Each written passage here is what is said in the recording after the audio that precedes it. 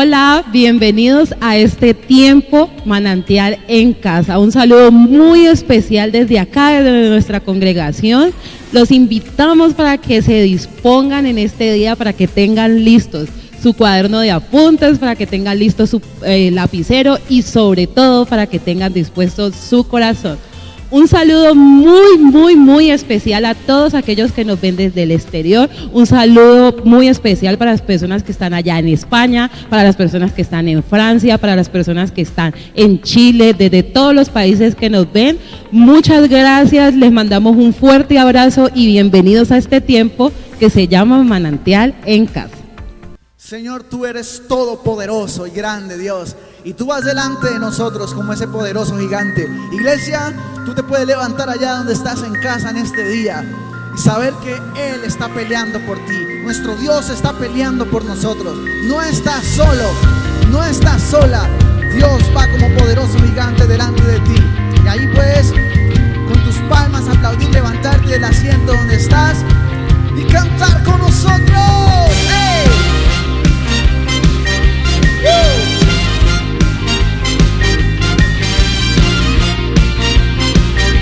Decimos juntos: cuando le canto, la tierra se estremece, los muros caerán. Cuando le adoro, se rompen las cadenas, los muros caerán.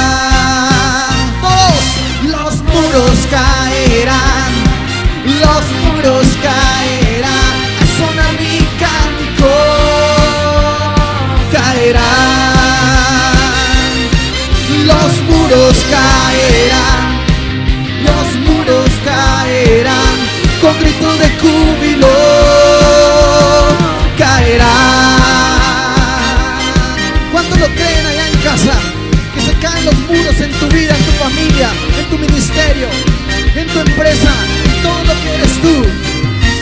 Cuando yo danzo, aumenta Dios mis fuerzas, los muros caerán. Levanta tu voz en tu casa y dile: cuando yo grito, mis enemigos huyen, los muros caerán, los muros caerán, los muros caerán. Al sonar mi cántico caerán, los muros caerán, los muros caerán. Con grito de júbilo caerán.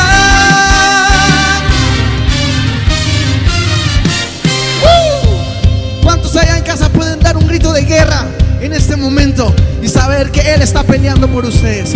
Él no conoce la derrota ni sabe lo que es el miedo. Y cantamos ahora: caen los muros, caen los muros, caen los muros. Ustedes en casa, levántate y dile: caen los muros. Sigue saltando, saltando, los muros caerán. Gritando, gritando, los muros caerán. Saltando, saltando, los muros caerán. Gritando, oh,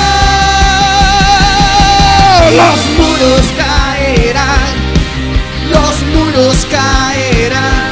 Sonar mi cántico caerán.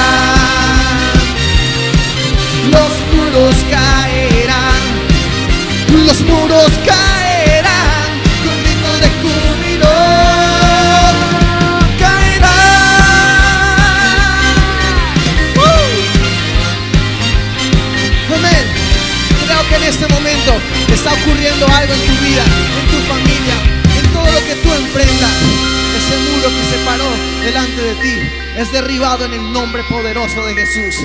En casa, ¿cuántos pueden decir amén, amén y amén? Santo.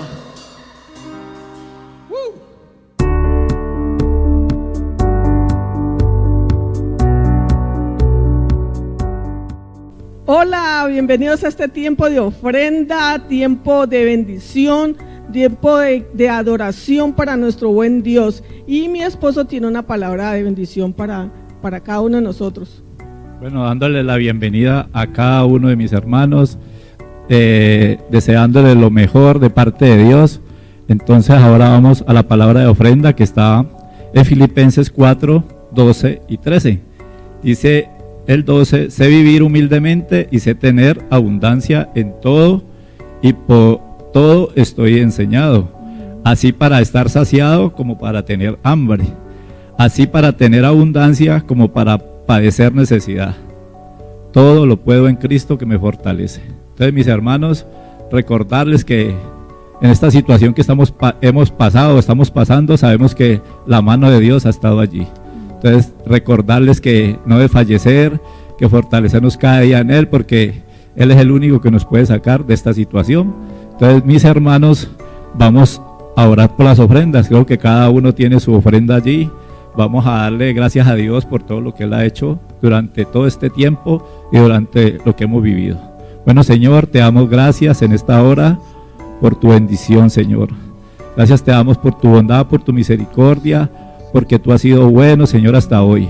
Por eso hemos venido a traer una ofrenda para ti, Señor, porque sabemos que tú no necesitas nada, pero sabemos que tú ya nos has dado y por eso venimos en agradecimiento a ti a traerte esta ofrenda en el nombre poderoso de Jesús. Amén, amén y amén. Y los anuncios para esta semana, recordar nuestra cadena de oración, este tiempo que es ininterrumpido. Recordar que cada uno tenemos ese privilegio y tenemos ese tiempo, pues ya ahí somos responsables. Entonces, por favor, tener bien en cuenta y estar en esa comunión en ese tiempo. Y también recordarle los cultos el día miércoles a las 7 p.m. y el domingo a las 9 para que tengan este tiempo en cuenta y disfruten de la palabra, de la alabanza y las ofrendas. Recordarles ahora también nuestra macrocélula, que será el día domingo 27 de septiembre.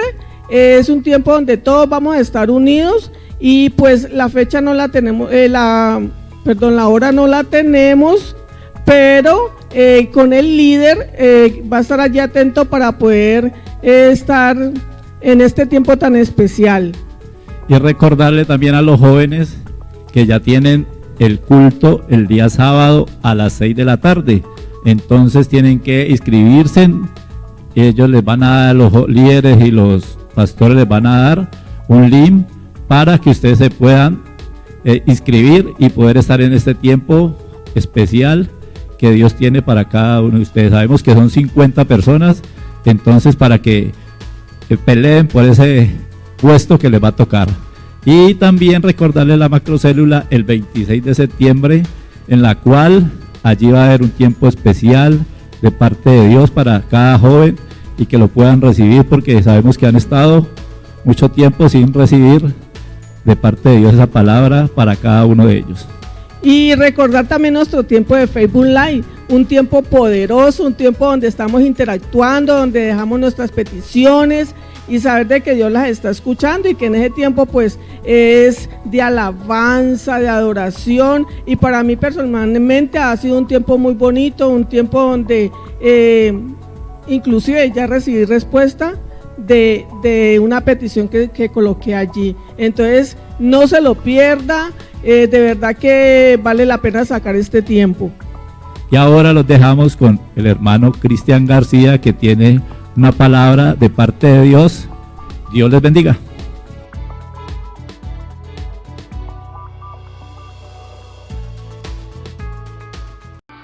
Dios les bendiga, iglesia. Espero que estén teniendo una semana cargada de muchas bendiciones. Un saludo especial para todos aquellos que nos acompañan en este momento, también para aquellas personas que nos ven por primera vez o que de pronto no se han conectado todavía con una célula.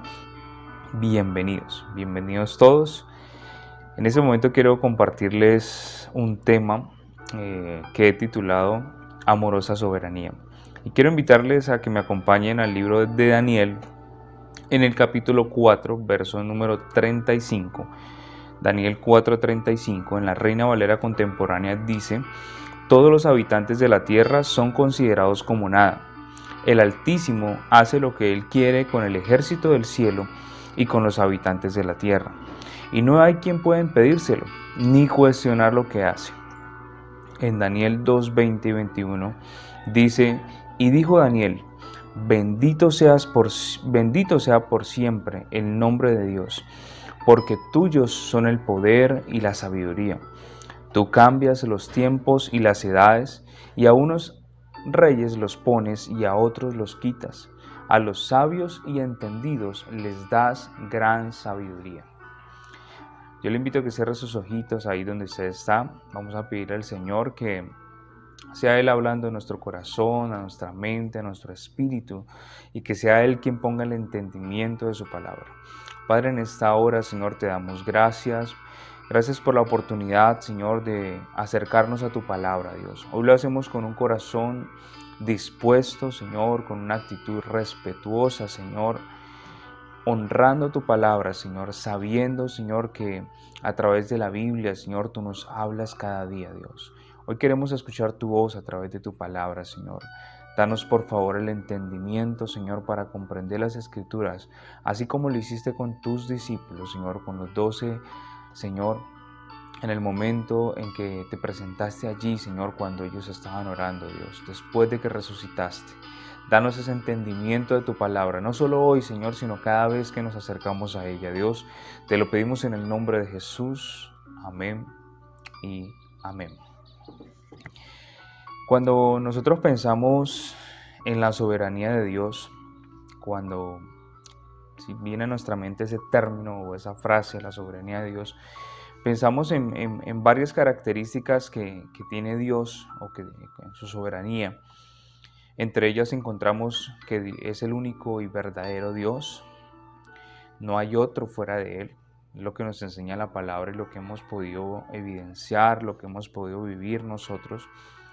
Entendemos también que Él es el Rey Supremo, que no hay otro sobre Él, que hay gobernantes en la tierra, hay presidentes, en algunas naciones como España aún vemos la figura del rey, pero sobre todos esos gobernantes, sobre todos esos presidentes, sobre cualquier persona que ejerza autoridad en la tierra y aún fuera de ella, si lo hubiera, Dios es supremo, está por encima de todos. También pensamos en que es un Dios intencional, es decir, es un Dios que actúa según su voluntad, según sus propósitos, y entendemos también por las Escrituras de que esa voluntad es perfecta, es agradable, es buena, aunque muchas veces nosotros atravesemos por circunstancias difíciles, hemos podido aprender que esa voluntad de Dios sigue siendo buena, sigue siendo perfecta y sigue siendo agradable. También podemos pensar en Dios como alguien incuestionable cuando pensamos en la soberanía. Y por último, aunque pueden haber más características, quiero basarme en estas, que Dios es omnipotente, es decir, que Él puede hacer todo lo que Él quiere, como quiera, cuando quiera, donde quiera, porque es Dios y es una de sus características, es uno de sus atributos. Y cuando pensamos en todo esto que tiene que ver con la soberanía, teniendo en cuenta las características que acabo de mencionar, es correcto pensar en ello, es decir, Dios es único, es verdadero, es supremo, es intencional, tiene autoridad en el cielo y en la tierra, es incuestionable, es omnipotente, es correcto pensar en todo esto. Pero así como es correcto pensar en todo esto y pensar en que nuestro Dios merece total respeto y sometimiento, nuestro sometimiento, también es importante que tengamos en cuenta que muchas veces vemos a Dios desde el punto de vista de su soberanía, es decir, lo vemos quizá como un Dios todopoderoso, un Dios que actúa según su voluntad, según su criterio, un Dios que tiene autoridad, un Dios que es real, un Dios que es omnipotente, que es incuestionable. Y aunque es correcto pensar en todo esto, muchas veces vemos a Dios desde ese punto de vista de su soberanía, pero pocas veces, o tal vez ninguna, lo vemos desde el propósito que Él tiene de amarnos y de bendecirnos, olvidándonos incluso de nuestra responsabilidad frente a esa soberanía de Dios, frente a esos designios de Dios. Y muchas veces cuando nosotros pensamos en todo eso, en el propósito de Dios para bendecirnos, es allí cuando pasa que no estamos viendo a Dios desde el punto de vista del amor y la misericordia que tiene por nosotros. Muchas veces vemos la soberanía desde el punto de vista de la resignación, como que nos resignamos a que esa es la voluntad de Dios, en su soberanía lo permitió así, debe tener un propósito, pero como digo, muy pocas veces o tal vez ninguna vemos a Dios desde el punto de vista del amor. Pocas veces pensamos de que en medio de esa soberanía, en medio de lo que Dios permite, está amándonos, está cuidándonos también. Y en Juan 10:10 dice la palabra: el ladrón no viene sino para hurtar, para matar y para destruir, pero yo he venido para que tengan vida y para que la tengan en abundancia, para que la tengan en abundancia. Y quiero invitarles a que veamos un video muy corto en el cual veremos un ejemplo claro de lo que voy a hablar a continuación. Veámoslo.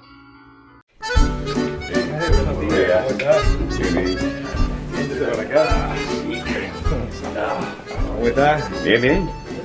¿El cortecito de siempre? Sí, el de siempre. Muy bien. Uno así como el tuyo.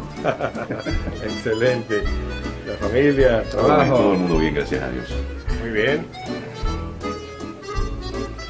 Muy bien. Vamos a por aquí un poquito.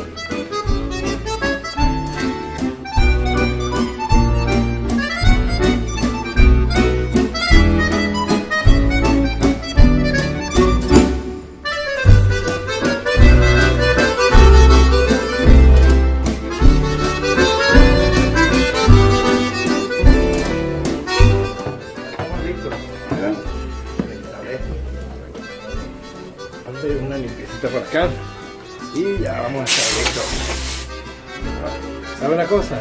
¿Sí? Yo no creo que Dios existe. ¿Por qué dice eso, mi amigo? Es muy fácil. Al salir a la calle nos damos cuenta de que Dios no existe. Y si no, dígame, si Dios existe, ¿por qué hay tantas personas enfermas? ¿Por qué hay niños abandonados? No, mi amigo, si Dios existiera, no habría sufrimiento, no habría tanto dolor para la humanidad. No puedo entender por qué, si existe un Dios, permite que puedan pasar todas estas cosas. No puedo. Bueno, Que tenga buen día. hasta la próxima. Hasta luego, señor Luis. Lo propio.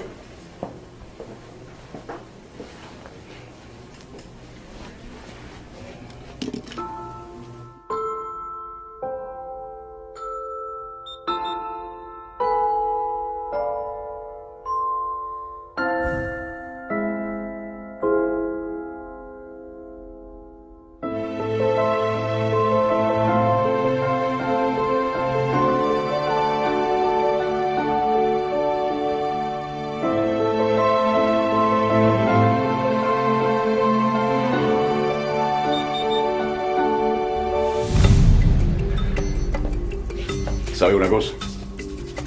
Los barberos no existen. ¿Cómo? ¿Y yo qué soy? Los barberos no existen. Porque si los barberos existieran, no habría personas con el pelo tan largo como el de este hombre. Los barberos sí existen. El problema es que esas personas no vienen hacia mí. Exacto. Ese es el punto. Dios sí existe. Lo que pasa es que las personas no van a Él. Por eso, mi amigo, hay tanta miseria y dolor en el mundo.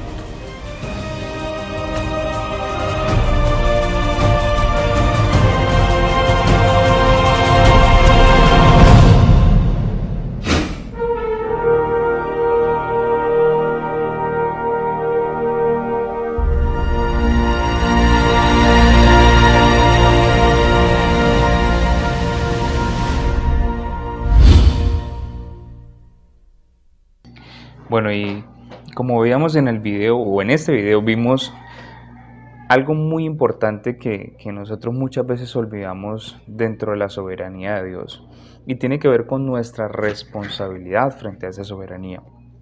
¿Por qué digo que nuestra responsabilidad frente a esa soberanía?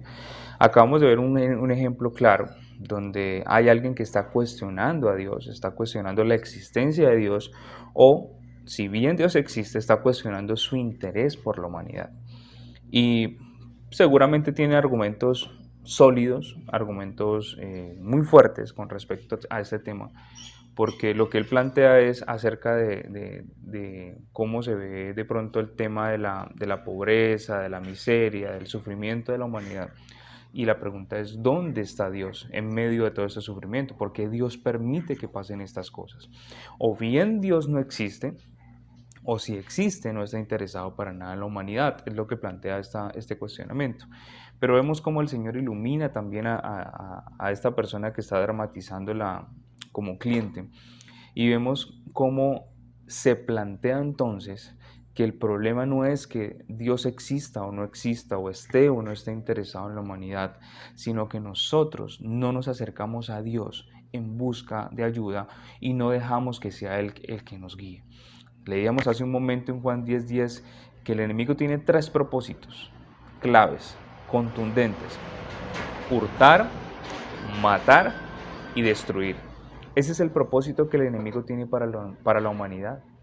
El propósito que él tiene es hacer estas 3 cosas. Y es importante que nosotros lo veamos desde el punto de vista de nuestra responsabilidad. Porque cuando nosotros pensamos en estos 3 puntos o en estos 3 objetivos que el enemigo tiene para con nosotros, los hijos de Dios, y para con la humanidad, miramos por ejemplo el punto o el objetivo de hurtar. Pensemos por un momento cuándo normalmente nosotros somos robados, cuándo nos atracan. Generalmente cuando damos papaya, por ejemplo, estando en un lugar que no deberíamos estar, o yendo por un camino que no deberíamos. También cuando nosotros estamos desprotegidos o estamos exponiendo elementos que llaman la atención de un delincuente. Anoche, por ejemplo, nos pasó algo curioso con mi familia. Veníamos por una vía de la ciudad y íbamos pasando por una zona pues muy, digamos, oscura, sola, deshabitada. Iba un grupo de personas, quizás unas 4 o 5, pues, por lo que vimos era una familia. Y esta familia iba por allí caminando, campante. Y de pronto vemos 2 tipos muy raros en una motocicleta. Y pensamos como, no sé, no pasó nada, gracias a Dios, pero pensamos y veíamos a la familia y decíamos, ¿por qué caminan por allí? Si es un lugar muy solo, o sea, van dando papaya. Y muchas veces cuando nosotros nos roban o nos atracan en la calle es por eso, porque vamos por un lugar que no deberíamos estar porque se ve que es inseguro, o muchas veces porque estamos dando papaya, exponiendo cosas que no deberíamos estar exponiendo, tal vez un celular, una tablet, o contando dinero en la calle. Entonces es allí cuando el delincuente ve la oportunidad, ve el papayazo, y es cuando decimos popularmente en Colombia, le manda el viaje. Entonces ahí estamos nosotros viendo un ejemplo de la cotidianidad, pero que muchas veces nosotros como hijos de Dios le damos ese mismo papayazo al enemigo. ¿Cómo le damos ese papayazo de que llega a hurtarnos? Espiritualmente, el principal objetivo de nuestro enemigo es robar nuestra primogenitura, quitarnos el derecho que tenemos como hijos de Dios, quitarnos la bendición eterna de estar conectado con nuestro Señor Jesucristo. Ese es digamos, el elemento principal que el enemigo busca: robarnos nuestra comunión con Dios. Lo vimos en el Edén, cuando estaban allí Adán y Eva, vemos cómo el enemigo trató y logró romper esa comunión con el Padre, logró romper esa comunión que ellos tenían con el Creador, y es lo que sigue haciendo hoy en día. ¿Pero por qué? Porque el enemigo trata de una y otra manera de robarnos esa primogenitura, de quitarnos esa comunión con el Señor, y sabemos que una de las estrategias más poderosas que el enemigo utiliza es el pecado. ¿Por qué? Porque a través del pecado y la culpabilidad es que él puede romper esa relación nuestra con Dios. porque sabemos que cuando el enemigo sabe que cuando hay pecado en nuestra vida, cuando nosotros le hemos fallado al Señor, es entonces cuando no nos sentimos dignos de acercarnos a Él. Y no solamente busca hacernos caer en pecado para que sintamos esa culpabilidad, sino que Él viene y mete el dedo en la llaga, en la herida, y Él insiste, nos culpa, nos hace sentir que no somos dignos de merecer estar en la presencia de Dios. Recuerdo mucho que mi abuelita, cuando yo tenía unos 12 o 13 años, ella me hablaba mucho de que en ocasiones cuando nosotros estamos allí en la presencia de Dios, tal vez en la iglesia, en medio de un culto, o cuando estamos en nuestro tiempo devocional, el enemigo tratará de traer a memoria nuestra todas las cosas en las que le hemos fallado a Dios durante esa semana o durante ese día. Porque su objetivo es no permitir que nosotros tengamos comunión con Dios. ¿Por qué? Porque cuando nosotros estamos en pecado y cuando nos acercamos al Padre con un corazón contrito y humillado, buscamos su perdón, Él nos limpia, nos perdona y se restaura esa comunión con Dios, porque cada día vamos a tener que luchar con situaciones y probablemente fallamos con cosas pequeñas, medianas, más grandes, pero que son cosas que ofenden a Dios. Y la única manera de solucionar y restaurar eso entre Dios y nosotros es acercándonos a Él. Por eso el enemigo no va a permitir que nosotros lo hagamos. Siempre va a traer como pensamientos como, no sé, no eres digno de estar delante de Dios, ¿por qué levanta las manos? No recuerda lo que hiciste ayer con ellas, cómo eres capaz de adorar a Dios y con palabras cuando hace unas horas o ayer dijiste esto, dijiste aquello. El enemigo siempre va a tratar de robarnos esa relación con el Padre. Y es alguna de las muchas estrategias que él utiliza. El segundo objetivo que tiene el enemigo, según lo que leíamos en Juan 10:10, es matar. Una vez logra su objetivo, el siguiente paso es matarnos. Y creo que no hay peor muerte para el ser humano que estar separados de Dios. Creo que eso es lo peor que nos pudiera pasar. Tal vez humanamente, terrenalmente, pudiéramos vivir 7 siglos.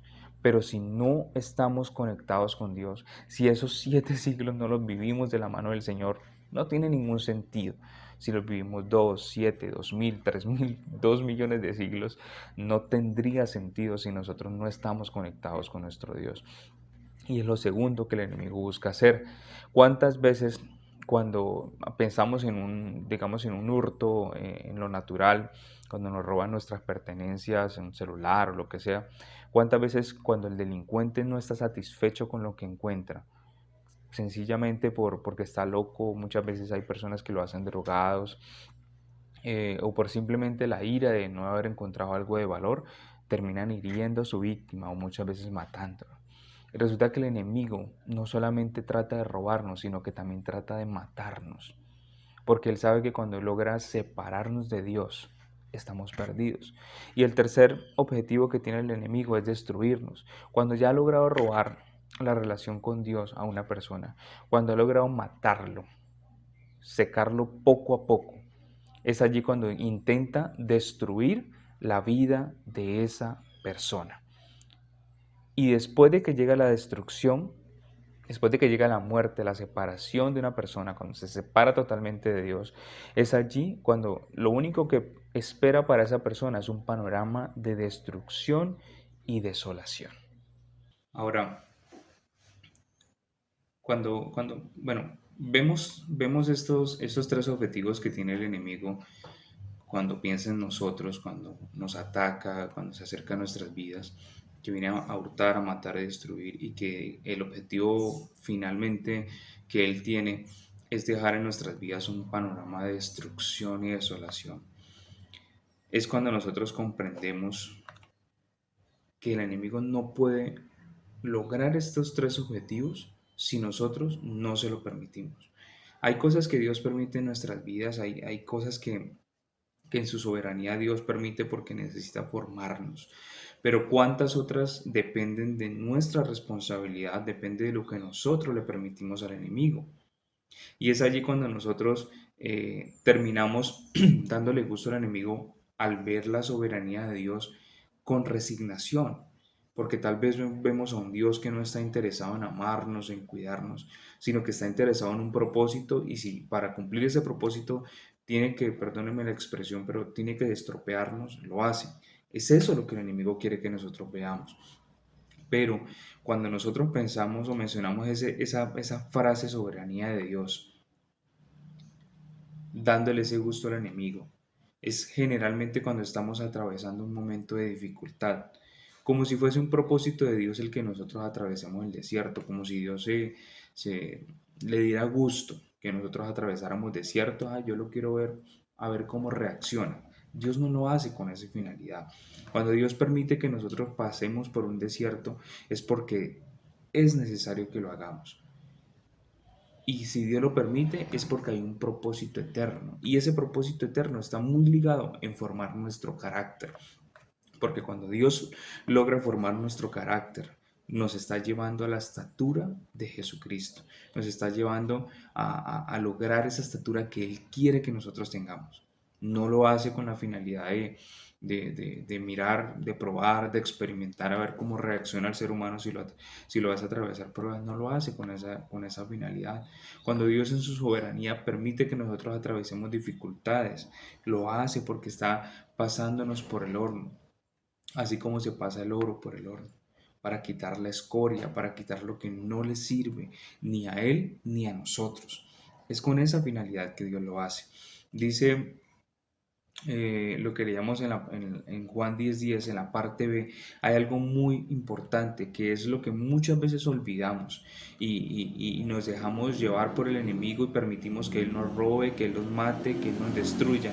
Es porque olvidamos lo que Jesús dijo. Jesús dijo, ok, el diablo vino para matar, para robar y destruir, pero yo he venido para que tengan vida y para que la tengan en abundancia. Dice la Biblia en Jeremías 29, del 11 al 13, solo yo sé los planes que tengo para ustedes.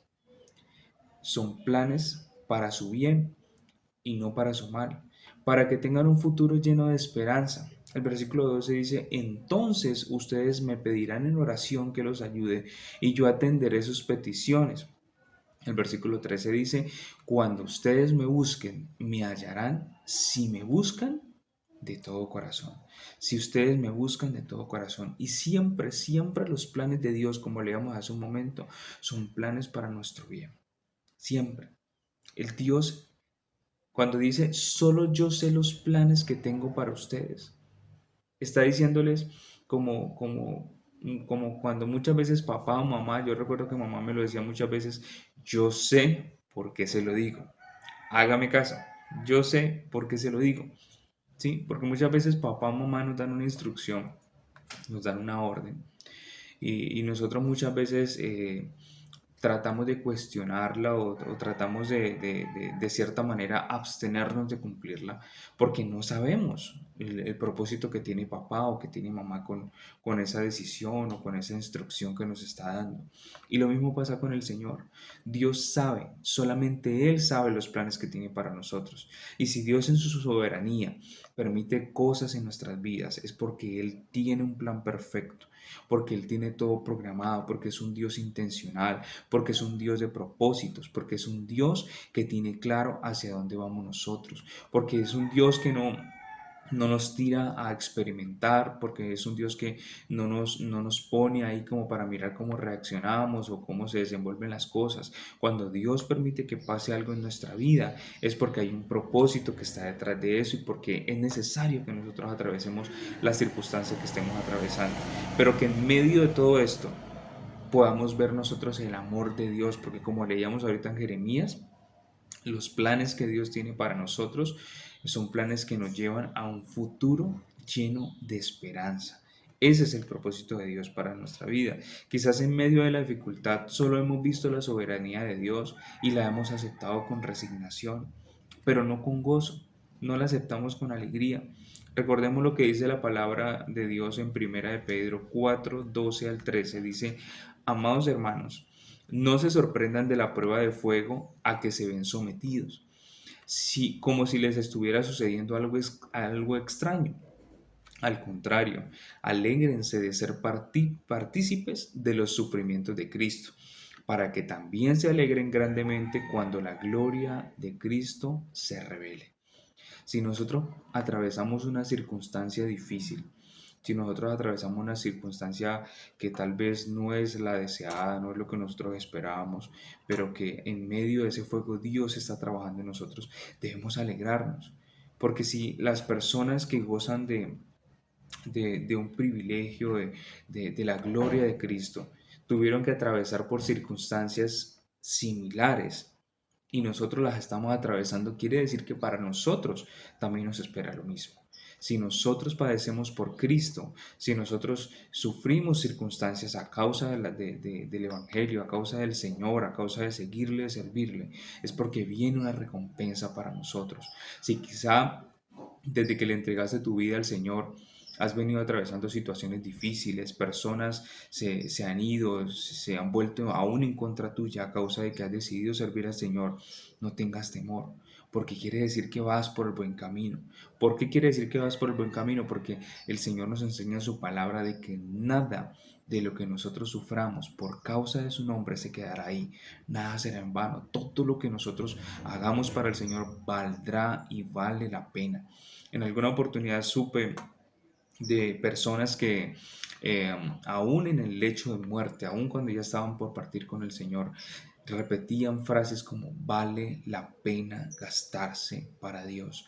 Mi abuelo fue uno de ellos, me enseñó con su ejemplo, aún hasta los 90 años, él no cesaba de compartir el Evangelio, de ganar personas, de orar por muchas personas, el Señor lo usaba en milagros, eran cosas impresionantes las que Dios hacía a través de su vida. Oraba por paralíticos y se sanaban, gente con cáncer, con SIDA y fueron sanos a través del ministerio de mi abuelo. Y aún en sus últimos días de vida, él decía, hasta que Dios me lo permita, hasta el último latir de mi corazón, yo quiero seguir compartiendo el Evangelio y quiero seguir sirviendo al Señor. Y ese es el propósito que Dios tiene con nosotros, de que nosotros podamos gozar de todo eso. Y yo sé que mi abuelo en este momento debe estar gozando de todos esos beneficios de servirle al Señor. Y es el propósito que Dios tiene con nosotros y es en lo que nosotros debemos pensar cuando atravesemos por circunstancias difíciles. Algo que debemos tener claro es que el deseo de Dios siempre está enfocado en nuestro bienestar, como dice su palabra, para darnos un futuro lleno de esperanza. En medio de todo lo que vivimos, siempre, siempre, siempre está el amor de Dios presente, absolutamente siempre. En ocasiones, cuando nosotros ocasionamos, hay ocasiones en las que nosotros ocasionamos esas dificultades, porque decidimos caminar a nuestro ritmo, porque decidimos ir en la dirección que nosotros queremos y no en la que Dios nos quiere llevar. Entonces es también tener en claro que no solamente la soberanía de Dios, sino también la responsabilidad que nosotros tenemos frente a esa soberanía. Y quisiera mostrarles 3 ejemplos en los que Dios demostró su amor en medio de su soberanía, en los cuales podemos ver cómo esa soberanía de Dios es amorosa. El primero de ellos está en Primera de Reyes 17, del 12 al 15, y tiene que ver con la viuda de Sarepta. Dice la palabra en el versículo 12, pero ella le respondió, te juro por el Señor tu Dios que no he cocido pan. Solo me queda un poco de harina en la tinaja y unas gotas de aceite en una vasija. Con los leños que me viste recoger, voy a cocer el último pan para mi hijo y para mí. Después de comerlo, nos dejaremos morir. Pero Elías le dijo, no tengas miedo, ve y haz lo que quieres hacer. Pero antes, cuece una pequeña torta bajo el rescoldo y tráemela. Después cocerás pan para ti y para tu hijo. El Señor, el Dios de Israel, me ha dicho, no va a faltar harina en la tinaja, ni va a disminuir el aceite en la vasija hasta el día que el Señor haga llover sobre la tierra. La viuda hizo lo que Elías le dijo, y los 3 comieron durante muchos días, y tal como el Señor se lo prometió a Elías, no faltó harina en la tinaja, ni bajó el nivel del aceite en la vasija. Es una historia tremenda. Cuando yo veía la historia completa, Elías se acerca a una mujer viuda. Recordemos que las mujeres viudas en la época eran mujeres que pasaban a ser sostenidas por la iglesia y por las demás personas de la familia también, porque quedaban desprotegidas. Y esta mujer dice la palabra que ella buscaba ir a cocer un pan para ella y para su hijo, y ya después de eso, pues ya como pensaría o diría yo en mis palabras, quedaban a su suerte, a lo que pasara de ahí en adelante, porque era lo último que tenía. Y se le acerca un hombre de Dios y le dice que por favor le dé comida a él primero y luego con lo que quede hagan comida para ellos. Y uno pudiera pensar cómo Dios puede ir a quitarle el pancito a una mujer desprotegida y a un niño que no tienen cómo vivir, cómo sustentarse, cómo obtener recursos de otra parte. Y se lo va a dar a un hombre que está lleno de salud. Eso no, humanamente no cabe en la mente ni en el corazón de nadie. Pero había una promesa detrás de todo esto. Y era que nunca iba a escasear ni el aceite ni la harina. Y dice la Biblia que con lo que esta mujer pensaba comer ella y su hijo una sola porción y después de eso echarse a morir, comieron los tres, ellos dos y Elías. Y además de eso, nunca más faltó el aceite y faltó la harina en ese lugar. ¿Cuántas veces nosotros pudiéramos pensar que eso que Dios nos está pidiendo que le entreguemos o que Dios nos está quitando, un ser querido, la salud, no sé, tantas cosas que Dios puede quitarnos en un momento dado, que nosotros vemos con nuestros ojos humanos que Dios nos está quitando, pero que en realidad no lo está haciendo, sino que Él está probando nuestra fe, nos está llevando a obediencia, está formando nuestro carácter. Y muchas veces nos olvidamos de que Dios, en su infinito amor, nunca nos va a dejar desamparados. Si Dios le estaba diciendo a esta mujer, dale de lo que tienes de comer, dale primero a mi siervo y luego comen ustedes, Dios no se iba a olvidar de la necesidad de esta mujer. Y si lo estaba haciendo es porque, como aquella frase de los papás, yo sé por qué se lo digo, yo sé por qué se lo digo, porque se lo digo. Ese acto que esta mujer hizo de obediencia se convirtió en el argumento de Dios para bendecirla de una manera poderosa. Se convirtió en el argumento legal para poder bendecirla de una manera impresionante.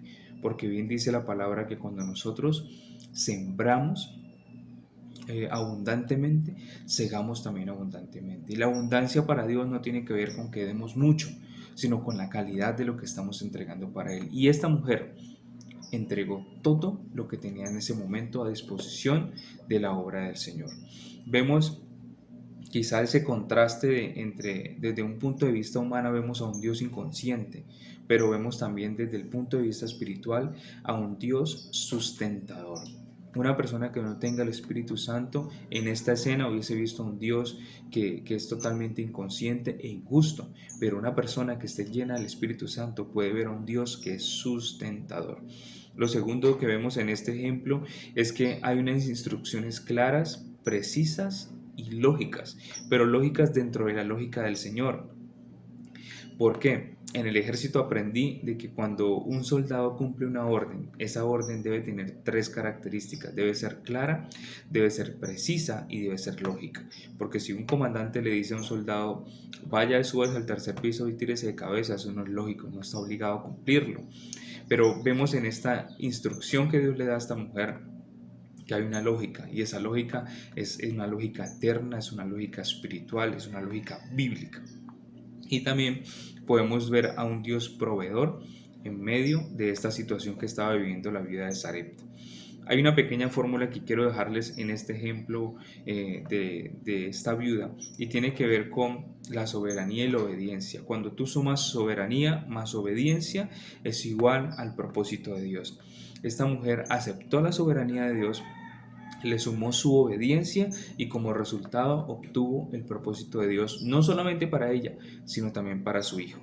El segundo ejemplo está en Juan 11:5, dice la palabra: Jesús amaba a Marta, a su hermana y a Lázaro. Eran tres personas que Jesús amaba mucho. Y en el mismo capítulo, en los versículos 11 al 15, dice: dicho esto, agregó, o sea Jesús, nuestro amigo Lázaro duerme, pero voy para despertarlo. Entonces sus discípulos le dijeron: Señor, si duerme, sanará. Pero Jesús decía esto de la muerte de Lázaro, aunque ellos pensaban que hablaba del reposo del sueño. Entonces Jesús les dijo abiertamente: Lázaro ha muerto, y me alegro por ustedes de no haber estado allí para que crean. Vayamos a verlo. Una situación en la que Jesús se entera cuando Lázaro, creo que 2 días antes de morir, Jesús se entera que Lázaro está enfermo y que es una enfermedad grave, pero Jesús decide seguir haciendo la obra en el lugar donde está. Entonces, cuando ya Jesús sabe que Lázaro ha muerto, porque él lo sabe, él tiene esa certeza, ese conocimiento, dice la palabra que él les dice a sus discípulos, bueno, es hora de que nos vayamos a visitar a Lázaro porque está durmiendo, pero voy a ir a despertarlo. Jesús estaba refiriendo a que Lázaro había muerto, pero me impacta la manera como lo plantea. Lázaro está durmiendo, me voy a despertarlo. Es decir, había una situación grave, una situación que yo he escuchado a muchas personas decir, en la vida todo tiene solución menos la muerte. ¿Sí? Entonces, algo que no tiene solución, Jesús lo plantea como algo sencillo, está dormido, voy a ir a despertarlo. Hey, Lázaro, levántate. Es la manera en que Jesús lo plantea. Pero sus discípulos no tienen el discernimiento para comprenderlo en ese momento y lo que le entienden es que literalmente está durmiendo, o sea, está descansando, está reposando. Pero Jesús les aclara, entonces les dice abiertamente, no, Lázaro está muerto. Y me alegra que ustedes no hayan estado allá porque ustedes van a mirar cómo es que lo voy a despertar y cómo la gloria de Dios se va a manifestar en ese lugar. Y cuando vemos esta situación, cuando tú miras el contexto de la situación, cuando ya luego Jesús llega, María y Marta, ambas, pues primero uno y luego la otra, se acercan a Jesús y ambas le dicen lo mismo, si tú hubieras estado aquí, Lázaro no hubiera muerto. Es un reproche que están haciendo a Jesús, diciéndole nos dejaste solos, nos abandonaste. Estaban viendo a un Dios ausente en ese momento. Pero lo que no estaban viendo ellos, porque lo estaban viendo desde su dolor, es que Dios estaba al control de todo. Jesús estaba en ese momento al control de todo. En una película muy bonita que me vi hace algún tiempo que se llama La Cabaña, hay un momento donde la persona que está representando a Dios le dice al protagonista, le dice, cuando me miras a través del dolor, me pierdes de vista. Y eso fue lo que le pasó a Marta y a María. Estaban viendo a Jesús a través del dolor de la muerte de su hermano, una persona que amaban mucho. Y en ese momento es cuando Jesús también siente ese dolor y dice la Biblia que él lloró. Cuando vio toda la situación y vio el dolor, él se sintió el mismo dolor que estaban sintiendo Marta, María y pues en el momento Lázaro estaba durmiendo, pero el dolor que sentían ellos dos y las demás personas que estaban allí, porque recordemos que en el versículo 5 dice, Jesús amaba a Marta, a su hermana y a Lázaro, Jesús los amaba. Y entonces podríamos pensar, si los amaba, ¿por qué los dejó solos? Porque estuvo ausente, porque estuvo indiferente ante la necesidad de ellos. Pero lo que ellos no estaban viendo en ese momento es que Él estaba al control y que en medio de esa soberanía, ahí estaba también el amor de Dios. Es ahí cuando vemos que alguien le dice, una de ellas le dice a Jesús, le dice, pero es que ya pasaron 4 días, Señor, ya debe oler maluquito, ya no se puede hacer nada, ya su cuerpo se está descomponiendo. Y me impacta porque allí ellas están viendo a Jesús como un médico más. Cuando usted de pronto ve que una persona está grave y usted los lleva al médico, aún hay esperanza porque aún está respirando o pasaron unos minutos. Hay veces, yo he escuchado aún de personas que alcanzan a durar hasta 1 hora muertas y luego reviven. Y ellas estaban viendo a Jesús desde ese punto de vista. Tal vez si usted hubiera venido antes, lo hubiera podido salvar. Ya no hay nada que hacer, ya su poder es limitado, Jesús. Y muchas veces nosotros vemos a Dios de esa manera. Le decimos, Señor, aquí ya no hay nada que hacer, mi hogar ya está destruido, mi relación contigo ya está destruida, mi vida de santidad ya está por el suelo. Ya no hay nada que hacer. Y tal vez vemos a Jesús de esa manera. Pero es entonces cuando Jesús voltea y le dice, si crees, verás la gloria de Dios. Y es lo que hoy, el Señor nos dice a nosotros. Si tú crees, verás la gloria de Dios. Mientras nosotros estamos viendo a un Dios ausente, el Señor está queriendo que nosotros veamos su gloria. Está queriendo que nosotros veamos su gloria. Lo que parecía destrucción para Marta y para María, Dios lo convierte en un canal de bendición. Lo que alguien te haya hecho, que haya dañado tu corazón, que haya dañado aún tu relación con Dios, el Señor desea usar eso mismo como un canal de bendición para tu vida, para que tú luego vayas y restaures otros hogares, para que tú luego vayas y restaures a otras personas, obviamente con el poder de Dios, pero es la manera que Dios quiere, en lo que Dios quiere convertir ese problema o esa situación difícil por la que estás atravesando. Entonces, No pierdas de vista al Señor, no mires al Señor, no busques al Señor en medio del dolor, porque lo vas a perder de vista. Aquí vemos cómo la fe se suma a la soberanía y se convierte y da como resultado el propósito de Dios. Y el tercer ejemplo, y creo que es el ejemplo maestro, porque es del maestro.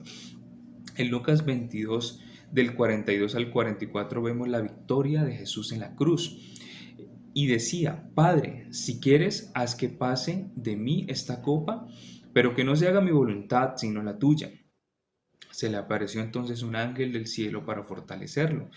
Lleno de angustia, oraba con más intensidad, y era su sudor como grandes gotas de sangre que caían hasta la tierra. Jesús en el Getsemaní, viviendo la angustia de saber lo que él tenía que enfrentar al día siguiente en la cruz del Calvario. Y en Hebreos 5, del 7 al 10 dice: Cuando Cristo vivía en este mundo, con gran clamor y lágrimas, ofreció ruegos y súplicas al que lo podía librar de la muerte, y fue escuchado por su temor reverente. Aunque era hijo, aprendió a obedecer mediante el sufrimiento. Y una vez que alcanzó la perfección, llegó a ser el autor de la salvación eterna para todos los que le obedecen, y Dios lo declaró sumo sacerdote según el orden de Melquisedec. Jesucristo nos da el ejemplo más claro y más contundente de lo que es aceptar la soberanía de Dios, y fue en esa victoria que él obtuvo en la cruz del Calvario. Dice la palabra que clamó con angustia a quien podía librarlo de la muerte. Ofreció ruegos y súplicas al que lo podía librar de la muerte, y fue escuchado. Pero aún así la oración de Jesús fue: pero no se haga mi voluntad, sino que se haga la tuya. Jesucristo nos enseña el más bonito ejemplo de aceptar la soberanía de Dios, pero comprender que en medio de esa soberanía de Dios está también su amor, aceptar la voluntad perfecta del Padre, porque esa soberanía sobre Jesús en la tierra implicó la salvación de la humanidad. El dolor del sufrimiento que hoy vivimos no se compara con el gozo de la bendición de Dios cuando nos sometemos a su soberanía. Ese gozo es indescriptible. En conclusión, nuestro Dios es un Dios intencional. No pretende pasarnos por el fuego para enseñarnos moralejas. No lo hace con ese propósito. Él permite que nosotros pasemos por allí para formar nuestro carácter, para quitar de nosotros lo que nos estorba, para entrar en su plenitud y su vida eterna. Así es que lo hace. Su soberanía es real e indiscutible, pero también lo es su amor y cuidado por nosotros. En medio de todo, siempre brilla el deseo de Dios por nuestro bienestar. En medio de todas esas dificultades, siempre estará brillando y estará destacándose el deseo de Dios por nuestro bienestar, y su amor siempre estará con nosotros en todo momento. No nos olvidemos de eso, de que en medio de la soberanía, el amor de Dios siempre está ahí. Siempre, sea lo que sea que tú estés atravesando, sea la circunstancia por la que estés atravesando, no busques al Señor en medio del dolor, en medio de la angustia, porque lo vas a perder de vista. Permita y espera que el Señor obre en tu vida. Y si en algún momento tienes que callar, calla. Si tienes que esperar, espera, con paciencia, porque el Señor va a cumplir lo que prometió. Y si el Señor te está permitiendo pasar por un momento de dificultad, Él no te ha descuidado, Él no está ausente, Él está ahí. Él está ahí. Quizás antes veías como huellas de dos personas mientras caminabas por la playa, y ahora solo ves dos, pero es porque el Señor te lleva en los brazos, no es porque te haya abandonado, no es por nada de eso. Yo te invito a que reflexiones en esto, a que si en algún momento has sentido que Dios ha estado ausente y tal vez le has reclamado, pídele perdón al Señor, reconcíliate con Él y permítele que Él cumpla su propósito en ti. Déjate formar, deja que Él forme tu carácter. Porque cuando somos hijos de Dios, con el carácter de Cristo en nosotros, es cuando podemos estar tranquilos y seguros de que vamos por el camino correcto al cielo. Pero si el carácter de Cristo no es formado en nosotros, ahí sí debemos temer, con gran temblor, como dice la palabra. Yo te invito a que cierres tus ojos ahí donde tú estás. Señor, te damos gracias por tu palabra. Gracias por lo que nos has traído en esta hora, Señor, lo que nos has enseñado, Padre amado. Yo te pido, Señor, que tú nos enseñes a confiar en el amor que hay en tu soberanía, Señor. Padre, que no te perdamos de vista, Señor, que no te dejemos de ver, Señor, en medio de todas las dificultades que tal vez atravesamos, Señor. Nosotros podamos seguir viendo tu amor, podamos seguir viendo tu misericordia, Señor, en todo momento y en todo lugar, Dios. Colocamos este día que está terminando en tus manos, Señor, y te pedimos, amado Señor, que lo que hoy hemos aprendido, lo que hoy hemos recibido de tu palabra, Señor, lo podamos atesorar en el corazón, Dios, y lo podamos llevar a la práctica, Dios. Te lo pedimos en el nombre de Cristo Jesús. Amén y amén.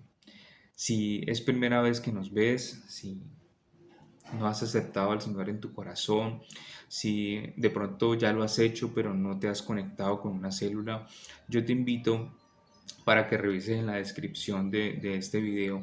Vas a encontrar un link donde te puedes registrar, puedes colocar allí tus datos personales, tu nombre, tu teléfono, y uno de nosotros se va a estar comunicando contigo para invitarte a ser parte de esta gran familia. Queremos orar por ti, por tu necesidad, queremos acompañarte y ayudarte en lo que requieras y que esté en nuestras manos.